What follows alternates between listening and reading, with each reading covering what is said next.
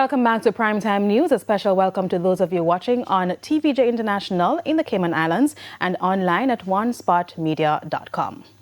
First up this evening, there was confusion at the Sangster International Airport on Saturday after persons intending to travel on Spirit Airlines were left disappointed after being told the airline is no longer in operation. MBJ Airports Limited, in a statement, advised passengers not to proceed to the airport.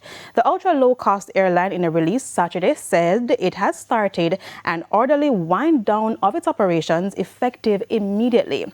The company said high fuel prices, which have been rising because of the war with Iran, has made it impossible to stay afloat. Its website said all flights have been cancelled and customer service is no longer available. Spirit has also committed to refunding passengers. MBJ Airports Limited says it continues to work closely with all airline and government stakeholders to support affected passengers and minimize disruption where possible. Now, according to U.S. media reports, the 17,000 workers learned overnight that they were out of jobs.